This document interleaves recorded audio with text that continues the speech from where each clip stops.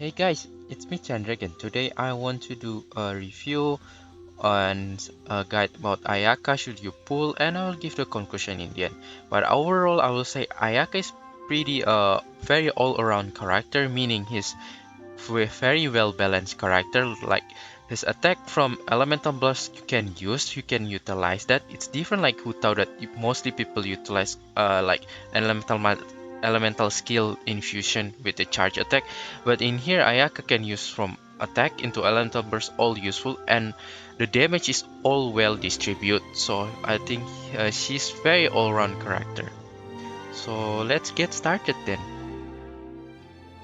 So here's the tips so you can use the Ayaka optimally. So first you use the elemental skill and apply with the dash and cryo infusion, and you start to do the charge attack. So you utilize all the passive attack, passive talents from her, and then yeah, keep doing that, and you can end with the elemental burst, of course.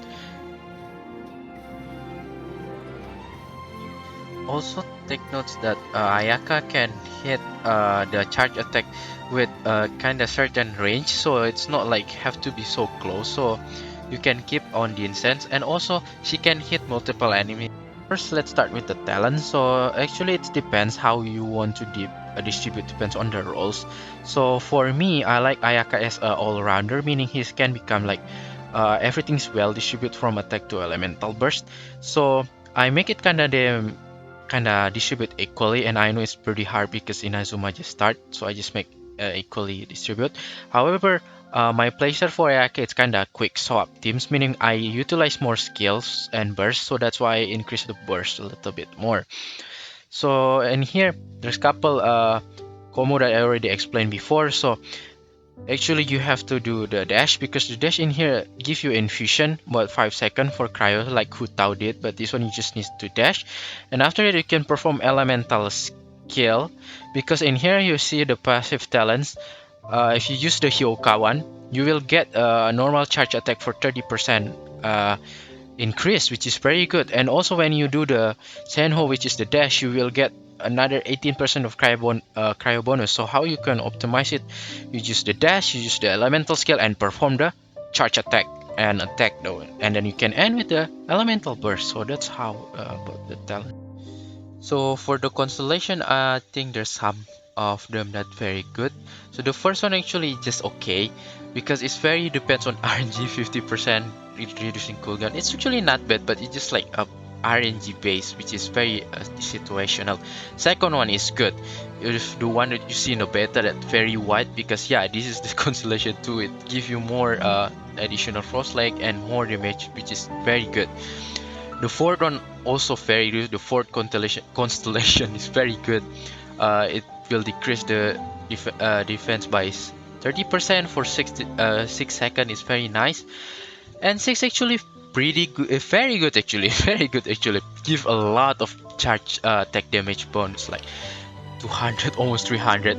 But it's very also again very timing based limit, so it's kind of like situational also.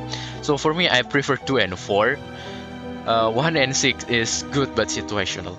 So start with the weapon. So any 5-star weapon is also, I mean, already very good. Uh, but however, the best one, of course, the Mistbleeder Reforge. So for the 4-star, I have couple option that for me is I think is the best. So the first one is Black Cliff's Longsword. It's very good. It's very affordable because you only need Star Glider, and it gives you critical damage. And also you can try maybe the new one that you can like forge after you progress the story in Inazuma, which is the Amenoma Kageuchi. It's pretty nice. It gives you particle and give you attack and base attack, pretty nice also. Other option is Black Sword. If you buy the battle pass, it's pretty good. It gives you a crit rate and quite nice effect. But if you don't have a Black Sword, a Black Cliffs and Black Sword, or the new weapon that you can forge, and I think Festering Desire is okay, although not as good as those three. And if you really don't have Festering Desire, then just choose any weapon sword that have offensive stat like attack, something like that.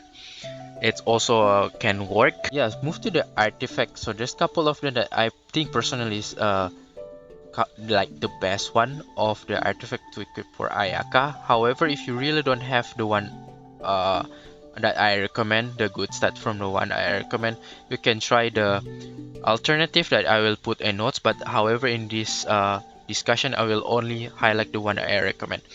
So start with the one that's very good. It's actually a 4 sets Blizzard Strayer. It's very good. It gives you a cryo damage bonus in 2 piece, and 4 piece give you a crit rate up to 40%, which is very good. 40% crit rate is very nice. However, if you don't have a very good main stat, you can combine Blizzard Strayer 2 piece and 2 piece Noblesse Oblige. It's very nice also, especially you are a bar spammer Ayaka. It's very nice also. If you are main DPS also, there's couple option where it's like 2 Blizzard Strayer and 2 piece of Gladiators. It's also good, can give you attack. If you don't have Gladiator, you can try the new one, the Shimenawa's Reminiscence. It's just same also 18%. So yeah, just choose between those. I forgot to mention there's a new artifact that actually quite good for the Ayaka also. Actually really good for burst spammer also for Ayaka, which is the Emblem of Severed Fate. It gives you 20% energy recharge, because I think it's very good, because you know Ayaka burst is pretty costly, around 80. It's very nice, it's a win-win. 4 piece also give you more elemental burst damage, pretty good, and maximum to 75% bonus damage, which is pretty good. You can consider this one, but I haven't farmed that much, so I haven't tried it yet. So for the main set, I think everything is pretty straightforward, same like other character. So in here, you just choose between crit rate or crit damage, but if you're Breeder Strayer, probably critical damage for sure. And for this HP fix, this one attack is fixed. And in here, you can consider energy recharge if you feel you don't have enough of energy recharge. But however, I think if you already have around 140 or 150 energy recharge, it's already safe. So just focus on attack like me. So I just choose attack. And here for sure cryo damage. So for the subset also, it's pretty straightforward, same like other character. Critical damage, energy recharge, crit rate, attack percentage, all I mean those 4 is already very good. So yeah, just make it balanced between for those subset: critical damage, energy recharge, crit rate, attack. So now talking about the team comp. So basically there's couple option that I think it's good, which is you can use melt or frozen. I think it's pretty good, and it's better for me if Ayaka will pair with one of crowd controller, because I told you the elemental burst is a little bit not as wide as I think. So it's better to gather in the one place and then just explode using the elemental burst. So you can place in here with sucrose, or you can put with Fenty, but I don't have Fenty, so that's why I keep using Kazuha. So I pair with Diona, also good to increase the critical rate, and Bennett so to support. So in here the main highlight is Ayaka and Kazuha will be very main spotlight in here. Also you can change I guess with Shincho. Also you can pair with Shincho, it's pretty nice. And still Diona, actually I removed Diona, and one crowd control also nice, like this. And there's a couple options, maybe you can use also Mona, not bad, but I haven't tested using Mona. I haven't built my Mona yet. Also you can try Xiangling, also pretty nice I have to say. And yeah, basically you can pair with Fischl, and in here Diona.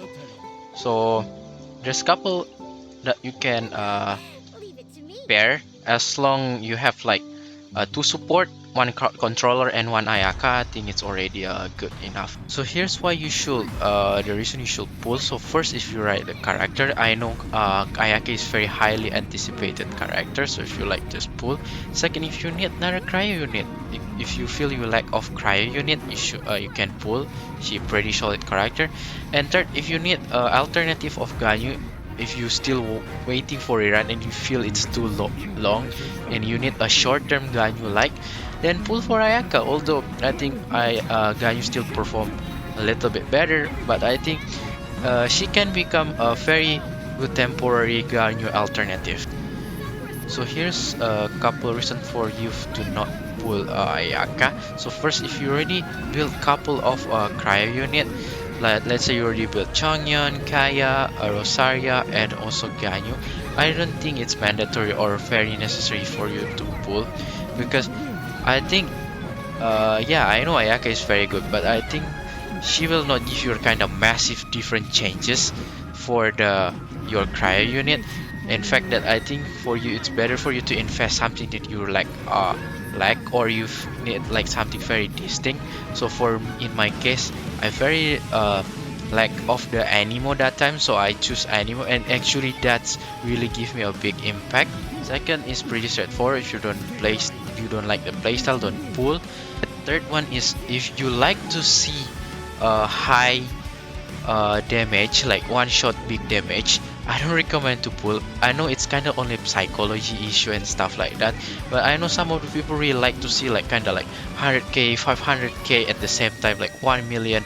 Ayaka will not do such a damage like that. It's kind of like, let's say like 30,000, but it's spread like into couple of times, so it's not like show like 200k directly. So if you don't like to see that kind of number, spread number, then I don't recommend to pull for Ayaka. So overall, Ayaka is very all-round character, where she can make up main DPS, sub DPS, and also support. Likewise, like Kazuha is very similar, very kind of all-round type character. However, I think Kazuha still get a little bit advantage from Animo. If you compare with Ganyu, Ganyu still a little bit better, but they both have a different playstyle, so they are kind of competitive, depends on situational. And take notes, Ayaka also main strong point is from the charge attack and the burst. And another additional info, Ayaka is not kind of like one shot big damage at the one time. She kind of like spread attack and multiplier, something like that. So kind of like, you know, spread. It's different from like Hutao and Yula that kind of like burst and give like high amount of damage. And their total of damage is kind of similar, just like different approach. So yeah, overall pretty solid.